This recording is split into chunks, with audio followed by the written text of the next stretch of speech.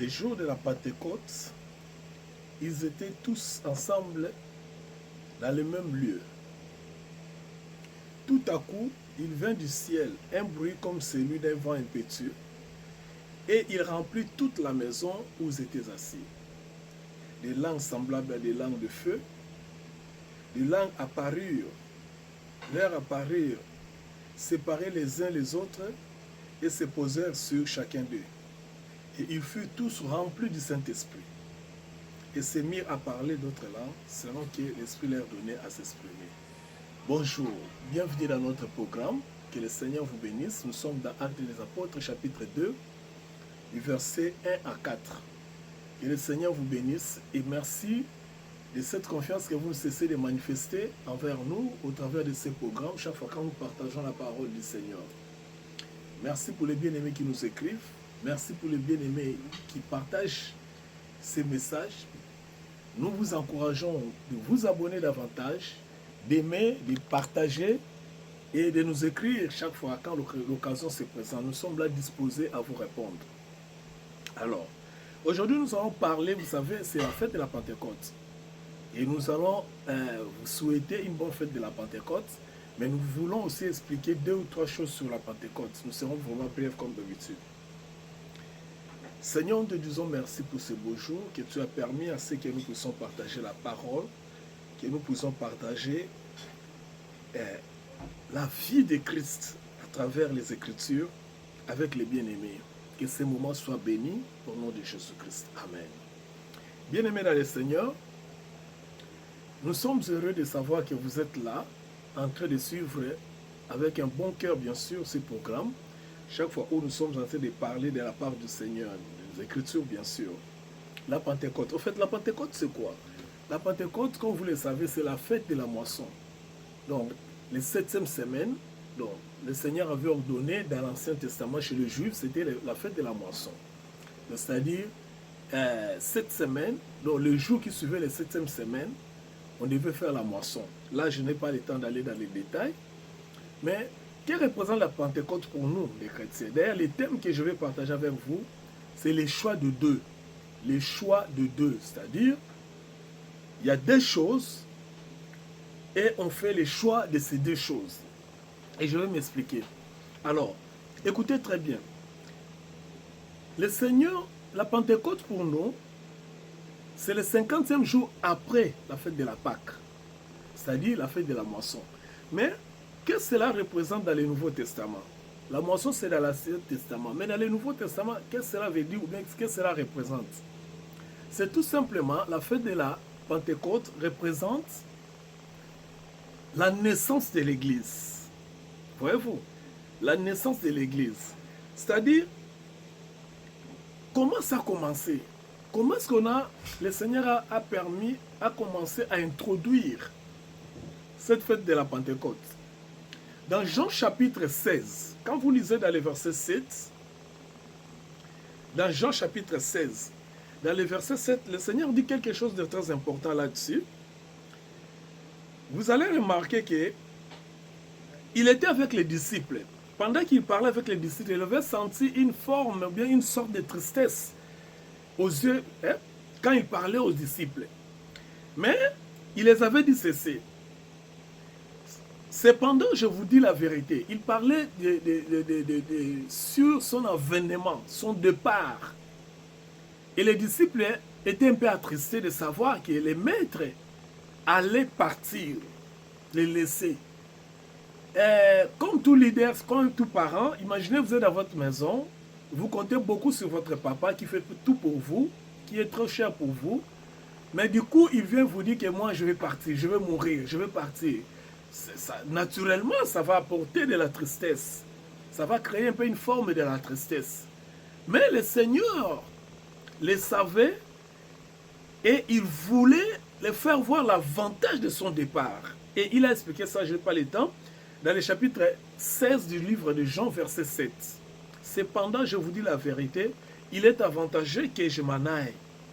Il est avantageux que je m'en aille, car si je ne m'en vais pas, le consolateur ne viendra pas vers vous, mais si je m'en vais, je vous l'enverrai. C'est là où les choses avaient commencé. le Seigneur avait planifié son départ. Son temps était venu, son heure était accomplie, sa mission était accomplie, il fallait qu'il parte. Quand il annonça ça auprès des disciples qui représentent ses enfants, ils étaient attristés. Et il leur a dit que non, c'est pour votre avantage. Parce qu'il avait fait le choix de deux. C'est-à-dire quoi? Le choix de deux veut tout simplement dire que il devait rester avec eux, en même temps il devait partir, mais en étant toujours avec eux. Je réexplique. Il devait rester avec eux, en même temps il devait partir en étant toujours avec eux ou bien en eux. Et eux ne pouvaient pas comprendre encore cette révélation parce que le temps n'était pas encore accompli pour que cette révélation soit comprise. Donc, le Seigneur, dans son plan, il devait partir, mais il devait en même temps rester avec eux. Partir pourquoi? Parce que dans le physique, la mission était accomplie. Chaque fois que vous avez vu Jésus dans la Bible, plus précisément dans les évangiles, le Jésus physique devait partir. Parce que sa mission était de mourir sur la croix. Après la mort, il devait disparaître. Parce qu'après la mort, le physique n'a plus de vie. L'esprit vit, mais le physique ne vit plus. Alors il devait partir. Mais en même temps, il devait rester avec eux. Mais comment? Il n'avait pas la notion de ce que le Seigneur voulait introduire.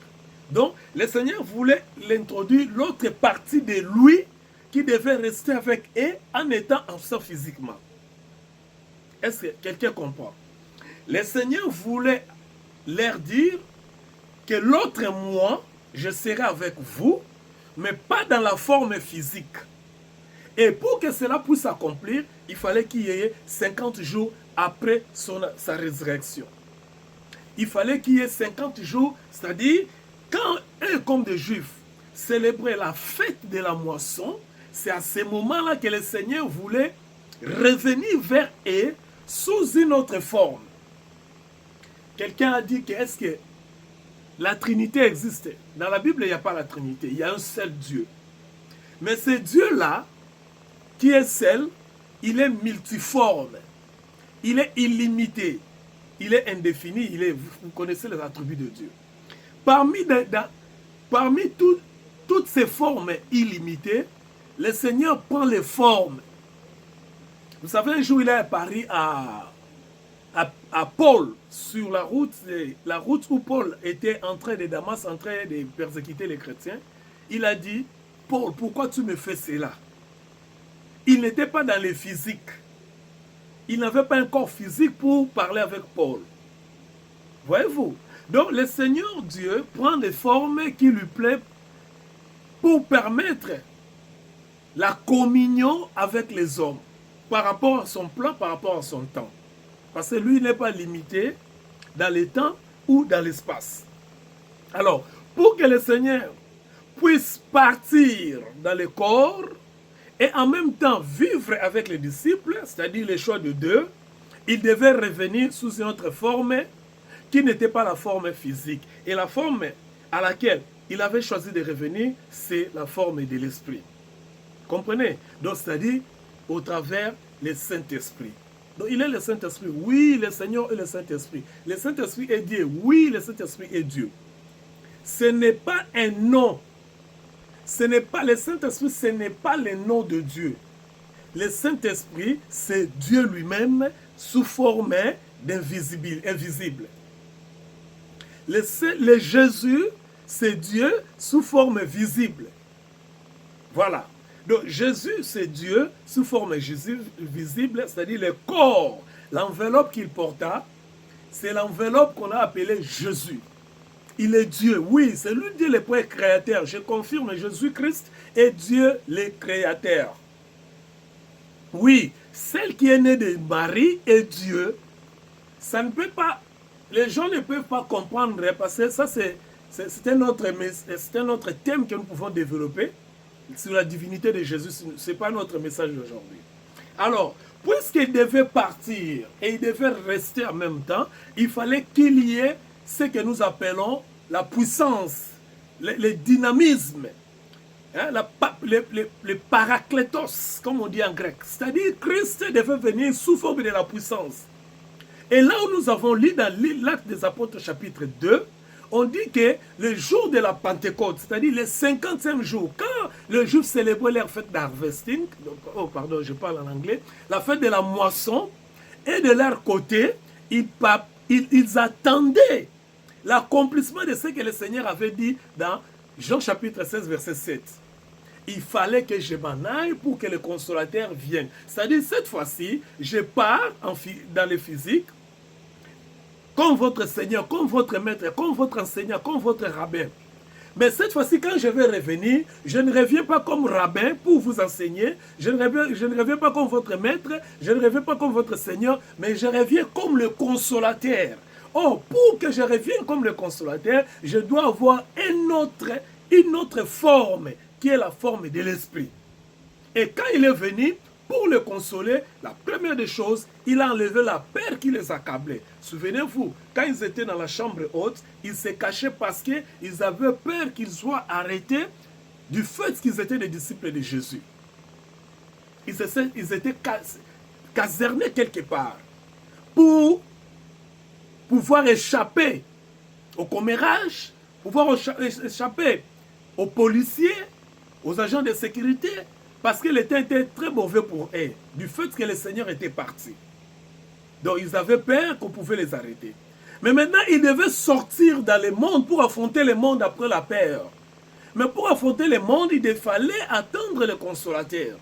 Et fait que le consolateur vienne, qu'il puisse les consoler, puisse les motiver, et puisse en anglais on dit empower, c'est-à-dire les énergiser, s'il faut dire, les remplir de puissance pour qu'ils puissent sortir et aller maintenant affronter la société avec les messages que le Seigneur les avait donnés. Raison pour laquelle vous allez voir dans les mêmes actes des apôtres que Pierre, quand ils ont reçu l'Esprit, Pierre est sorti, le même Pierre qui avait peur du fait qu'il avait renié Jésus, le même Pierre qui avait peur du fait qu'il avait qu'il s'était caché pour ne pas être découvert par les soldats ou bien par les gens qui passaient leur temps dans des commérages. C'est le même Pierre qui s'est tenu debout avec Jean et les autres. Ils se sont engagés pour aller annoncer maintenant la bonne nouvelle du Seigneur. Pourquoi? Parce que le Seigneur était venu sous forme de l'Esprit, et il les avait consolés, et après la consolation, il les avait équipés d'une puissance extraordinaire pour aller juste commencer l'œuvre à laquelle il les avait appelés. D'où nous allons encore revenir de ce que Jean-Baptiste avait prophétisé. Jean-Baptiste étant le prophète, il avait dit, moi je vous baptise d'eau, mais celui qui viendra après moi, il vous baptisera de l'Esprit, de feu. Donc, quand ils ont reçu cela, la manifestation du Saint-Esprit, et ils ont commencé à œuvrer avec le Seigneur.